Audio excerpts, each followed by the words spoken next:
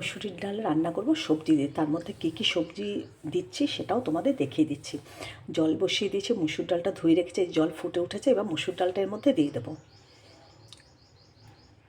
মসুর ডালটা দেওয়ার পর আমি এর মধ্যে পরিমাণ মতো একটু লবণ দিয়ে দেবো। মসুর ডালটা ফুটে উঠলেই এর সঙ্গে সবজি নিয়েছি আমি সজনে ডাঁটা, পেঁপে, গাজর। এ দেখো আমার ডাল কিন্তু একদমই ফুটে উঠেছে। এবার যে উপর দিয়ে যে সাদা ফেনা মতো পড়েছে এটাকে সব তুলে নিচ্ছে। এটাকে কিন্তু তুলে ফেলে দিতে হয়। আর এই যে নিয়েছে দেখো পেঁপে, সজনে ডাঁটা, গাজর, বিনস সব সবজি দিয়ে আজকে ডালটা করবো। আর একটা গোটা টমেটো নিয়ে নিয়েছি, এটা স্লাইস করে কেটে নিয়েছি।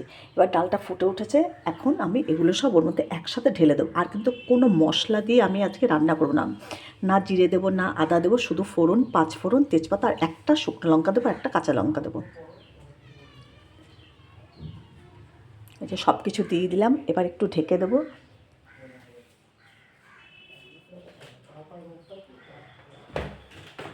একটা থালা চাপা দিয়ে ঢেকে রেখে দিলাম,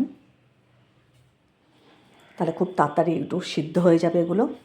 বেশি সময় তো একদমই লাগবে না। মসুর ডাল সবজি দিয়ে এইভাবে মসুর ডাল খেতেও দারুণ লাগে খেতে। এই গরমের সময় একমাত্র কিন্তু এই ডালটা খুব ভালো লাগে খেতে। আর আমি মুগ ডাল বা মটর ডাল দিয়ে করিনি, আজকে মসুর ডাল দিয়ে করছি। দেখো কাঁচা পেঁপে দিয়েছি এর মধ্যে, মিষ্টি আলু এই যে কেটে রেখেছিলাম সেটা একটু পরে দিলাম, সব সবজি দেওয়ার পরে মিষ্টি আলুটা দিলাম। তো এইভাবে ডাল কিন্তু আমি অল্প মশলা একদমই দেবো না, মশলা ছাড়া করছি, দারুণ লাগে খেতে। এবার পরিমাণ মতন একটু হলুদ দিয়ে দিলাম, নুনটা আগেই দিয়ে দিয়েছি। এইভাবে ডাল করে খেতে কারা কারা ভালোবাসো অবশ্যই জানাবে। আর এদিকে ডালটা সিদ্ধ হয়ে গেছে, নামিয়ে নিলাম। এর মধ্যে একটু 2 চামচ মতো সাদা তেল দিয়ে দিয়েছি, আর এর মধ্যে 5 ফোড়ন দিলাম।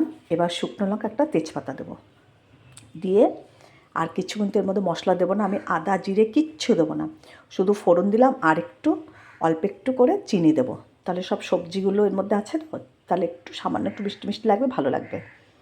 এই যে ফোড়নটা হয়ে গেছে, এবার ডালটাকে দেখো ঢেলে দিলাম, আর পরিমাণ মতন একটু চিনি দিয়ে দেবো।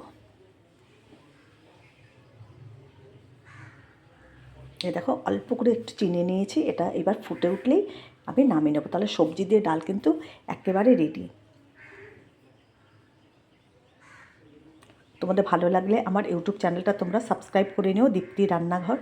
এ দেখো সবজি দিয়ে আর মসুর ডাল দিয়ে একদম রেডি। এ দেখো কী সুন্দর দেখতে লাগছে, সবজি দিয়ে মসুর ডাল, মশলা ছাড়া দারুণ লাগে খেতে।